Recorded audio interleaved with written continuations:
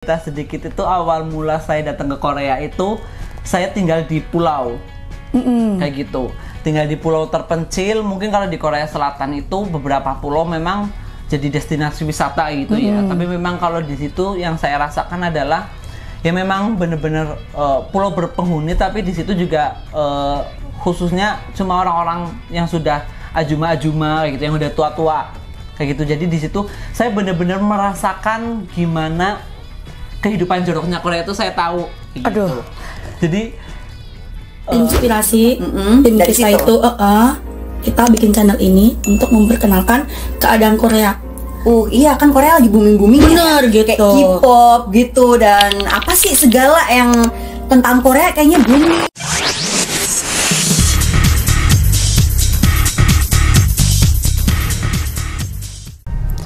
Halo, assalamualaikum warahmatullahi wabarakatuh. Kembali lagi bersama aku Marifah di Garuda Channel. Gimana teman-teman kabarnya? Sehat semua ya? Harus dong. Ini kan sebentar lagi kita udah mau kedatangan Lebaran Korea ya, Chuseok. Jadi persiapkan buat teman-teman semua uangnya. Gajian jangan dikirim semua. Bahagian buat dirimu sendiri, kumpulin biar bisa kumpul sama teman-teman. Biar lebih kerasan di Korea, bisa konsentrasi kerja di Korea. Setuju kan? Pastinya dong. Dan kali ini aku kedatangan teman berondong keren, bertalenta, pengalamannya banyak. Siapa dia? Ayo kita kenalan dulu. Ayo Mas. halo semuanya, pastinya di Garuda Channel ya, penonton setia. Perkenalkan, saya Wahyu. Saya 25 tahun, saya berasal dari Purwokerto, Jawa Tengah. Di Korea saya sebagai pekerja migran Indonesia di bidang perikanan. Di Korea saya sudah 4 tahun dan ini merupakan penghujung tahun karena rencana nanti Desember akan pulang ke Indonesia.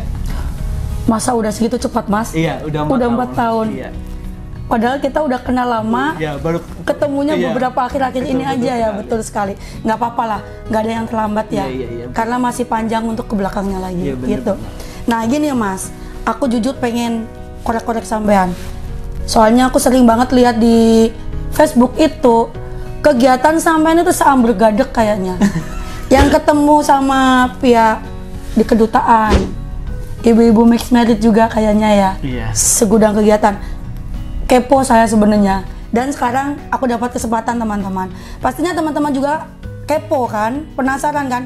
Kenapa sih seorang si Mas Wahyu yang udah capek kerja di perikanan, pastinya teman-teman udah tahu juga kan resiko di perikanan itu kayak apa. Tapi dia ini nggak ada bosan, nggak ada matinya gitu loh. Dengan kegiatan itu semua, yuk kita korek-korek dulu. Kegiatannya apa aja sih, salah satunya itu?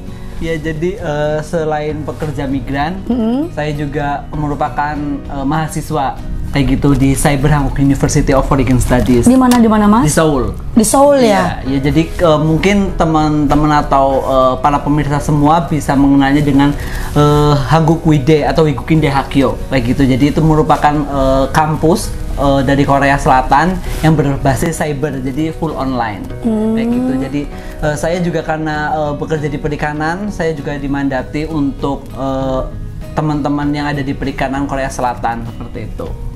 Berarti selain keinginan sendiri juga karena mandat, Iya. tuntutan ya. Iya. Bagus, itu keren. Keren banget. Jadi selain memang dia butuh dan karena kewajiban tugas dia, jadi dia dapat mandat ya. Gitu ya Mas ya. Betul sekali. Tapi sebelum aku nanyain semua itu, Mas Wahyu kan tadi umurnya 25 tahun. 25 tahun ya. 25 tahun itu lagi seneng-senengnya harusnya. Iya. Umumnya orang mah ke Norebang. Iya. Seumuran dia kadang ke diskotik. Tapi karena beliau punya sosialitas yang bagus itu tadi, nggak ada penyesalan kah Mas? Meninggalkan masa mudamu itu loh. Iya. Jadi kalau menurut aku tuh, saya sekarang bekerja di Korea umur 25 tahun itu merupakan apa ya? Kayak bagi saya itu suatu kebanggaan ya, karena dibandingkan teman-teman saya di desa kayak gitu, dengan usia 20-an kayak gitu, saya udah berpenghasilan sekian kayak gitu, dan saya sangat bersyukur bisa sampai ke Korea Selatan. Justru saya malah bangga kayak gitu. Jadi menghabiskan masa muda saya itu dengan yang lebih bermanfaat kayak gitu. Mungkin banyak di luaran sana yang berpikir nanti kan masa muda kan bisa untuk cerita anak cucu kayak gitu ya. Tapi saya juga tidak mengenal percintaan di usia muda kayak gitu. Jadi bener-bener ya mungkin dari hobi ya kayak gitu. Jadi saya lebih senang dan aktif di bidang organisasi kayak gitu. Masih single ya? Nanti pulang insya Allah akan menikah. Alhamdulillah. Saya nggak jadi promo.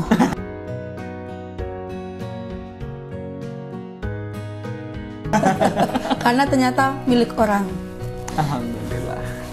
Itu kegiatan di Korea ya, di tengah-tengah kesibukan cari cuan di usia 25 tahun, gajinya dia itu dibandingkan teman-teman di kampung, bukan hanya teman pastinya ya, mungkin gurunya atau Pak Lurahnya mungkin lebih di atas mereka gitu.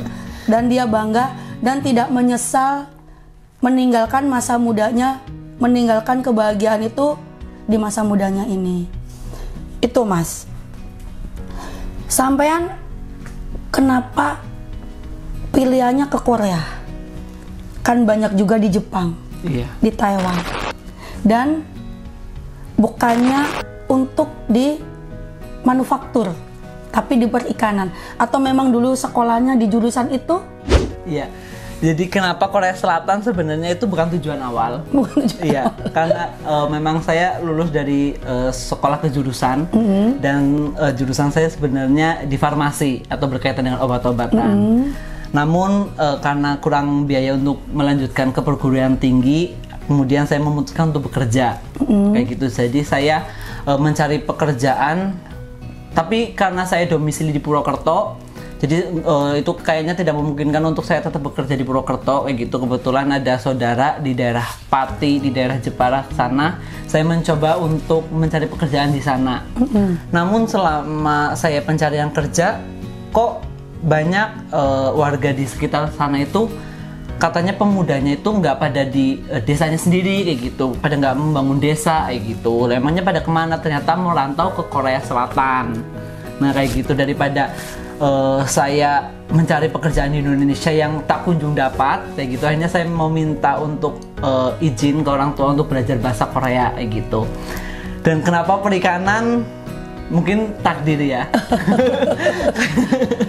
Kenapa seperti itu? Karena 2015 saya lulus SMK, kemudian saya lanjut belajar bahasa Korea. Kebetulan di 2016 itu untuk Indonesia tidak ada sektor ujian untuk pabrik atau manufaktur. Jadi saat itu ditutup dan cuma ada di sektor perikanan kayak gitu. Alternatif terakhir berarti ya? Iya. Karena untuk manufaktur saat itu masih ditutup. Iya, betul sekali. Jadi sebenarnya mungkin mohon maaf kalau bagi teman-teman yang ada di Indonesia mungkin sedang menyaksikan ini, menganggap perikanan itu sebagai batu loncatan untuk ke Korea Selatan, atau mungkin menganggap perikanan yang nilainya yang sedikit seperti itu. Tapi kalau saya tidak, pada saat itu saya bismillah lillahi ta'ala ikhlas gitu ya, mencoba untuk mengambil perikanan karena memang ya tujuannya untuk mencari uang kayak gitu. Dan nggak pilih-pilih lah ya pokoknya ya. Dan saya membuktikan sampai akhir kontrak, alhamdulillah tetap di perikanan seperti itu. Perlu dicontoh ya teman-teman, jangan memutuskan sesuatu itu hanya untuk sebagai batu loncatan. Biarpun perikanan juga, yang penting berkah. Amin. Hati-hati dalam bekerja, pastinya dapat ngumpul juga. Bener ya Mas betul, ya? Betul. Pasti sawahnya udah banyak deh. Amin. Terus itu Mas, kegiatannya selain bekerja di perikanan itu kan kuliah juga. Nah kuliahnya itu apa juga pakai sistem per semester gitu ya? Iya. Sama betul, aja ya? Iya, betul sekali. Sekarang udah berapa semester ini berarti? Ini alhamdulillah udah memasuki semester ke-8. Udah mau finish ya? Iya, udah mau finish. Berarti pulang nanti sudah menyandang? Belum, masih lanjut dulu. Ada 1 semester. Nanti habis itu kemungkinan baru ikut wisuda. Kayak gitu. Oke. Enak ya? Iya. Kerja, bisa kuliah lewat online ya Mas Iya, ya? betul sekali.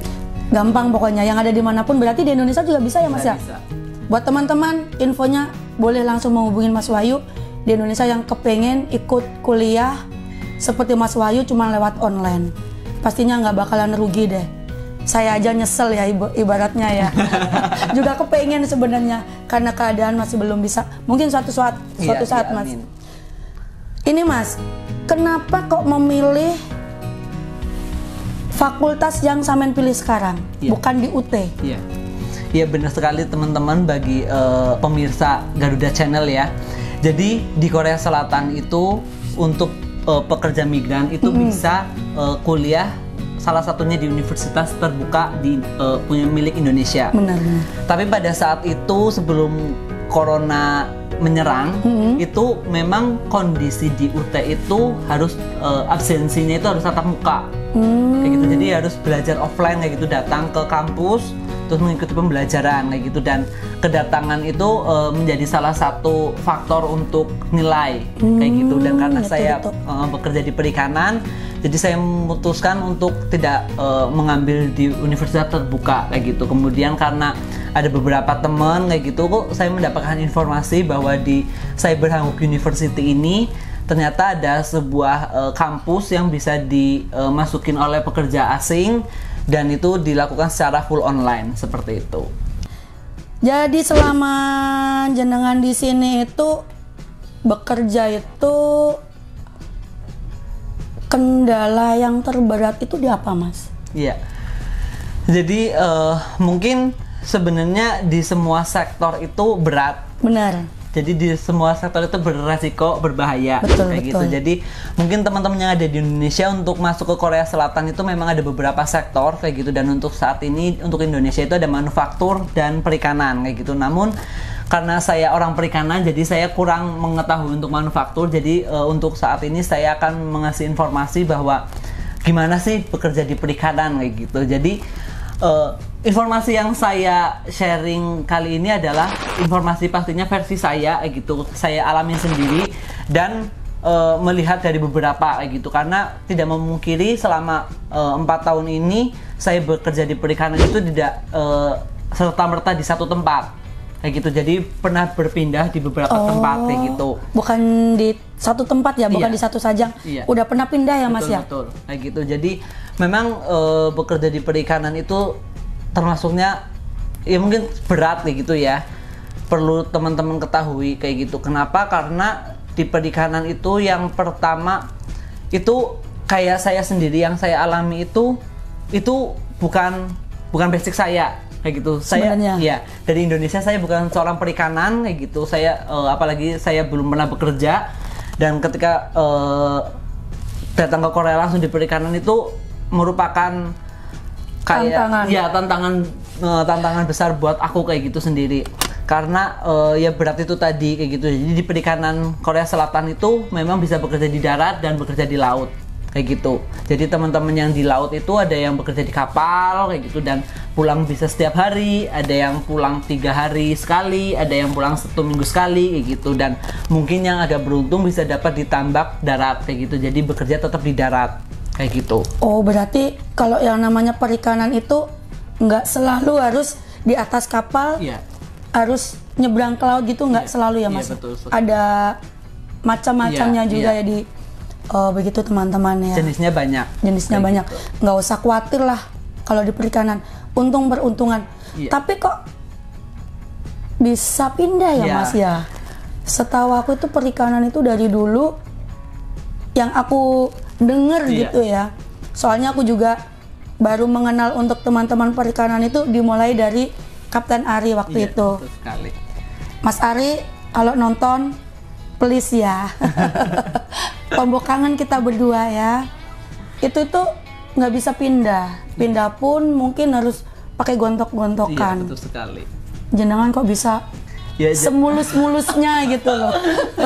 Apa ada trik-triknya gitu loh? Sebenarnya nggak mulus juga. Karena kalau boleh cerita sedikit, itu awal mula saya datang ke Korea itu saya tinggal di pulau. Kayak gitu. Tinggal di pulau terpencil. Mungkin kalau di Korea Selatan itu beberapa pulau memang jadi destinasi wisata gitu ya. Tapi memang kalau di situ yang saya rasakan adalah ya memang bener-bener pulau berpenghuni, tapi di situ juga khususnya cuma orang-orang yang sudah ajuma-ajuma gitu, yang udah tua-tua kayak gitu. Jadi di situ saya benar-benar merasakan gimana kehidupan joroknya Korea itu, saya tahu kayak gitu. Jadi itu tantangan sangat berat bagi saya kayak gitu ya. Mungkin ya itu pertama rezeki saya kayak gitu ya. Itu kan juga merupakan takdir dan memang ada juga yang dapat langsung baik kayak gitu. Namun pada saat alhamdulillah di situ saya nyebutnya kenapa alhamdulillah, setelah 10 bulan saya tinggal di sana ternyata saya ada suatu kendala kayak gitu. Jadi gaji saya tidak dibayarkan selama 3 bulan. Kayak gitu. Gaji saya tidak dibayarkan selama 3 bulan. Kemudian saya pastinya menuntut hak saya kayak gitu. Saya mencari jalan, mencari peluang, dan saya pun sempat bentrok sama bos dan keluarganya kayak gitu, karena kondisi di pulau, sedangkan untuk mencari suatu suatu kekuatan kayak gitu untuk siapa yang akan bisa membantu saya itu harus keluar dari pulau tersebut kayak gitu. Dan memang karena itu pulau yang sulit, jadi cuma bisa kendaraan itu melalui kapal kayak gitu, dan tidak tiap hari. Iya, betul sekali kayak gitu. Dan apalagi kalau misalkan kayak cuaca buruk kan tidak ada kapal untuk penyeberangan gitu. Jadi selama hampir 3 malam 2 hari itu saya istilahnya itu tidur di tempat teman kayak gitu. Posisi itu pun tetap dicari-cari bos kayak gitu untuk pulang kembali ke rumah kayak gitu. Tapi karena tekad bulat saya kayak gitu, jadinya saya mencoba untuk melarikan diri seperti itulah. Dari situlah kasus itulah mulai terbuka jalan-jalan, termasuk juga ketemu senior saya Mas Ari Purboyo kayak gitu. Jadi dari satu kasus tersebutlah saya mulai ketemu dengan channel-channel yang saat ini saya jumpai seperti itu. Ketemu orang-orang hebat ya. Iya, betul sekali. Dan termasuk keberuntungan saya ya, ketemu orang hebat juga. Keberuntungan saya karena posisi saya tuh yang nggak bisa berkelana kemana-mana, malah berondongnya yang ngedatangin saya. Saya nyebutnya berondong karena apa? Seumuran anak saya. Gitu. Mas, jenengan sampai sempat nggak digaji 3 bulan itu tadi, tapi udah clear kan? Iya. Sampai sekarang ada pihak-pihak tertentu, aku juga nggak tahu ya kalau untuk di bagian E10 perikanan itu di bagian mana-mana aku nggak tahu ya. Kalau E9 mungkin ke Dudongbu, iya, atau ke center atau gimana, aku nggak tahu. Mungkin kalau untuk di perikanan itu bisa nggak diceritakan, kalau seandainya ada teman-teman juga ya yang menyaksikan di sini itu dia punya masalah, gajinya yang belum keluar, cuma dijanji manis aja, iya, atau pengen pindah, itu kemana sih Mas? Coba. Ya, jadi untuk perikanan memang masuk ke Korea Selatan ada 2 sektor gitu. Yang pertama itu S9 seperti dengan manufaktur, langsung ditangani oleh BP2MI.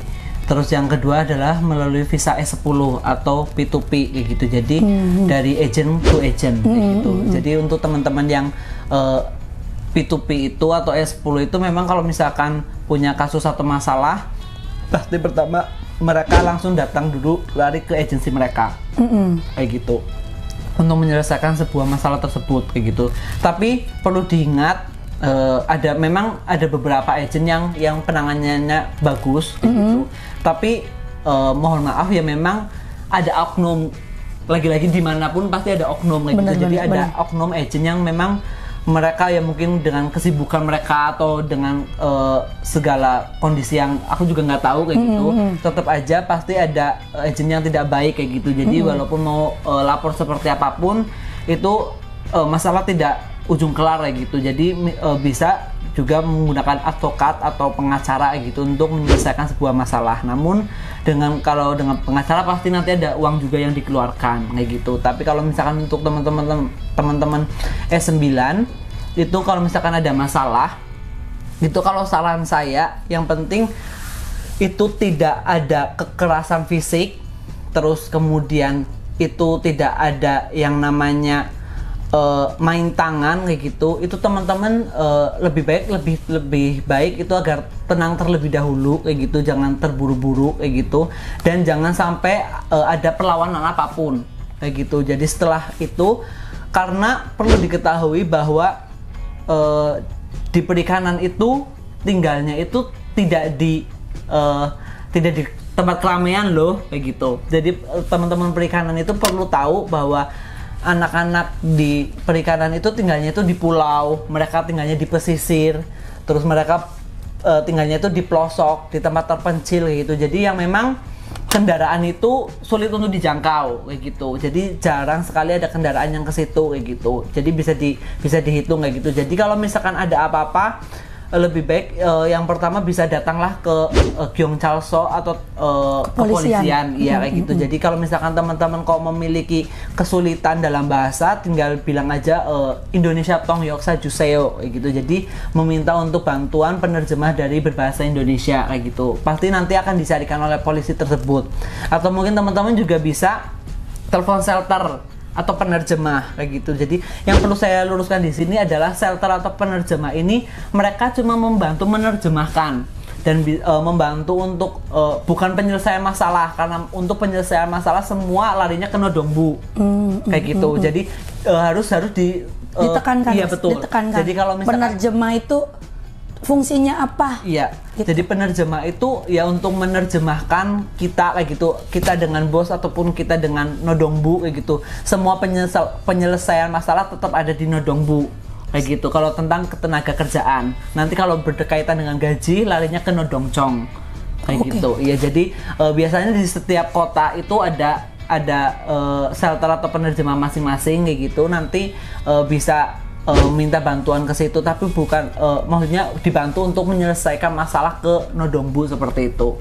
Terus kemudian yang perlu teman-teman ketahui juga bahwa di perikanan itu ternyata kerjanya berat. Selain berat juga mereka yang karena ini kerja di Korea Selatan, itu kerja itu tidak semuanya itu teman Indonesia. Jadi banyak sekali yang dari berbagai negara. Iya, dari berbagai negara, nggak cuma Indonesia, kadang juga dengan Timor Leste, Vietnam kayak gitu, Mongol, Sri Lanka kayak gitu. Jadi harus memang bahasa itu yang nomor pertama kayak gitu, nomor satu kayak gitu. Jadi jangan berharap masuk ke fishing itu dengan nilai yang rendah kayak gitu, dan atau mungkin teman-teman sangat bangga kayak gitu ya, karena ketika baru belajar 1-2 bulan di LPK, ketika ikut ujian fishing lulus, itu jangan berbangga diri, karena ujian yang sesungguhnya itu ketika masuk ke Korea kayak gitu. Jadi ada memang beberapa yang satu bos kayak gitu, memang kapalnya kecil itu kerja cuma sama bos kayak gitu, jadi orang Indonesia dan satu bos kayak gitu. Ada juga yang memang mungkin kapalnya agak besar kayak gitu dengan negara lain kayak gitu. Jadi tidak semua bekerja full dengan orang Indonesia. Jadi tetap bahasa nomor pertama kayak gitu. Jadi teman-teman dari Indonesia harus mempersiapkan bahasa kayak gitu, karena bagaimanapun bekerja di negara orang itu bahasa harus yang jadi nomor pertama. Nomor pertama, benar. Iya. Biar nggak ada kesalahpahaman ya, iya, Mas, ya, betul mungkin. kayak gitu. Jadi jangan, biasanya itu teman-teman di Indonesia sangat berbangga diri kayak gitu, baru masuk LPK 1-2 bulan ikut ujian langsung lulus kayak gitu, padahal itu akan menjadi bumerang sendiri kayak gitu ketika di Korea Selatan. Terus teman-teman juga harus tahu bahwa permasalahan yang sering terjadi ketika orang Indonesia itu bekerja di kapal adalah mabok laut kayak gitu. Jadi yang namanya mabok laut itu tidak bisa dipelajari melalui materi, tapi harus terjun langsung ke lapangan kayak gitu. Jadi teman-teman harus terbiasa, dan itu kembali lagi ke mental masing-masing kayak gitu. Karena kalau mental yang kuat kayak gitu tuh mau sampai 4 tahun 10 bulan mereka tetap mabok laut pun tetap semangat kayak gitu. Tapi kalau teman-teman yang mentalnya rendah, mabok laut 1-2 hari itu udah pusing, udah mau pengen pindah. Iya betul sekali. Jadi itu sangat harus diperhatikan kayak gitu. Jadi kalau pas proses mungkin ada pelatihan kayak gitu tuh harus dilakukan, harus dilaksanakan dengan baik kayak gitu. Jangan sekedar formalitas ikut pelatihan cuma untuk dapat sertifikat kayak gitu. Itu jangan kayak gitu. Kemudian teman-teman juga harus tahu bahwa di perikanan Korea Selatan itu tidak ada lembur yang pertama. Terus jam kerja itu tidak tentu. Kemudian tidak mungkin beberapa ada yang 1 minggu dapat libur gitu. Tapi ada juga loh yang sama sekali tidak dapat libur, itu juga ada. Jadi ekspektasi dari Indonesia itu jangan terlalu tinggi untuk di perikanan kayak gitu. Memang ya semoga apa yang saya bicarakan kali ini maksudnya tidak menimpa teman-teman yang ada di Indonesia. Semoga semua teman-teman juga mendapatkan keberuntungan ketika datang ke Korea Selatan. Namun kita tidak boleh menyingkirkan bahwa ada loh yang sampai 1 tahun itu tidak libur kayak gitu. Ada loh yang bekerja itu melebihi batas waktu, bahkan kalau lagi full pekerjaan itu 1 hari bisa cuma 3 jam atau 4 jam tidur kayak gitu. Jadi kalau misalkan lagi fullnya bekerja itu memang tidur itu sangat kurang kayak gitu, dan itu tidak dihitung lembur kayak gitu. Jadi beda ya dengan yang teman-teman manufaktur, gaji mati. Iya betul sekali. Jadi mau kerja berapa jam pun ya gaji, ibaratnya kalau bahasa Jawanya itu bosnya gaji ya itu nulis dewek, jadi nggak sesuai dengan UMR atau dengan nodombu kayak gitu. Berarti intinya kalau bosnya baik, ngelihat kerjaan dia banyak dan hasil dia banyak, mau ngasih lebih pun iya, tergantung dari bos ya. Iya betul sekali. Dan kita nggak bisa menuntut ya. Iya betul sekali. Jadi itulah salah satu yang saya miris ya ketika di sosial media mungkin bersebaran UMR Korea naik tahun sekian berapa persen kayak gitu. Mohon maaf untuk perikanan itu sulit. Iya. Baik-baik aja sama Sajang berarti ya. Iya, jadi pintar-pintar ngambil hatinya Sajang. Jadi ya, tidak bisa. Oh nanti aku juga ikut naik kayak gitu. Itu tidak bisa karena setiap bos itu memiliki setiap bos itu memiliki peraturan masing-masing kayak gitu. Terus kemudian juga teman-teman harus diketahui bahwa teman-teman di Korea Selatan itu mereka juga terkadang tinggal itu mungkin ada yang baik, tapi juga ada yang tinggal cuma di kontainer. Tinggal untuk mesnya ya? Iya betul. Ada juga yang memang tinggal satu rumah, satu atap, bahkan makan pun satu meja dengan bos kayak gitu. Tapi ada juga loh yang tinggalnya cuma di kontainer, rumahnya nggak layak kayak gitu. Dan perlu diketahui juga kalau misalkan mungkin yang dapat mes bagus kayak gitu ya, kadang-kadang juga tetap masih ada yang bos yang memotong untuk listrik, untuk air kayak gitu. Jadi tetap ada kayak gitu. Dan yang paling pokok yang namanya pekerja migran dari seluruh negara itu ada ya, di Korea itu ada namanya Sangdaebohom atau asuransi kayak gitu ya. Dan sangat minim sekali, jarang sekali bos-bos di Korea, iya betul, itu mendaftarkan secara full Sangdaebohomnya itu kayak gitu. Dan teman-teman juga harus ketika belajar di IPS topik itu harus benar-benar dipelajari yang namanya 4 asuransi ini. Kadang-kadang ketika sampai di Korea pun asuransi apapun mereka nggak tahu. Nggak dapat ya? Iya kayak gitu. Karena nggak tahu akhirnya nggak dapat gitu ya. Iya betul sekali. Jadi apa itu Gogang Bohom, apa itu Gukminjonggem, apa itu Twijigem kayak gitu tuh mereka juga kadang-kadang sampai sini kalah ngabut kayak gitu. Karena apalagi yang nunggu prosesnya udah lama kayak gitu kan, kemarin pasca corona sampai 2 tahun kayak gitu ya, nunggu sampai mungkin pelajaran dilupakan kayak gitu. Jadi semangat juang untuk ke Koreanya itu masih semangat, tapi pelajaran dilupakan, bahasa dilupakan. Alhasil ketika sampai Korea juga banyak yang mentalnya kurang baik kayak gitu. Jadi harus benar-benar dipersiapkan. Kaget luar biasa. Iya betul. Jadi harus dipersiapkan semuanya. Jadi yang saya ucapkan kali ini maksudnya bukan untuk buat mental teman-teman di rumah itu down kayak gitu, tapi ada loh yang mengalami seperti itu kayak gitu. Jadi harus tetap semangat kayak gitu ya. Jadi ke Korea Selatan dengan jalur fishing itu jangan jadi batu loncatan seperti itu. Korea tidak seindah drakornya. Iya betul sekali. Drama-drama itu karena ada sutradaranya. Tapi kehidupan yang sebenarnya kurang lebihnya itu seperti yang diceritakan Mas Wahyu tadi.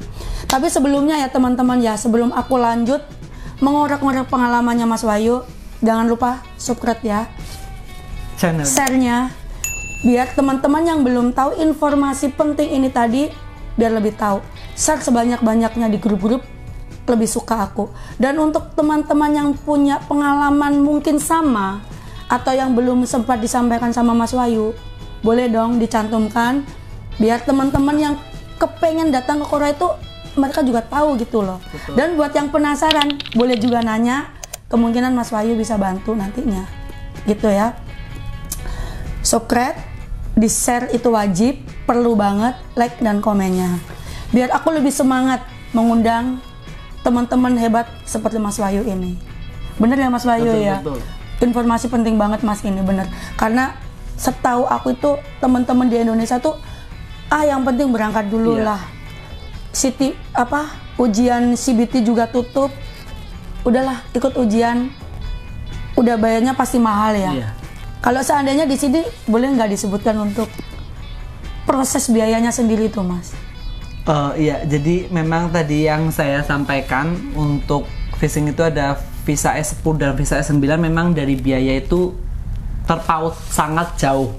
Untuk E9 fishing Dan sama E10 fishing itu iya, tadi ya? Betul, itu sangat terpaut, sangat jauh kayak gitu. Mungkin kalau S9 bisa standar lah ya, ikut teman-teman manufaktur kayak gitu, karena mereka belajar di LPK kayak gitu. Namun di beberapa agent yang memberangkatkan P2P visa S10 itu data terakhir 2020 kayak gitu, walaupun corona masih ada penerbangan walaupun beberapa, namun yang diambil, bukannya diambil, yang diberikan oleh pihak PT itu untuk bisa sampai terbang itu mencapai di angka 140 juta rupiah.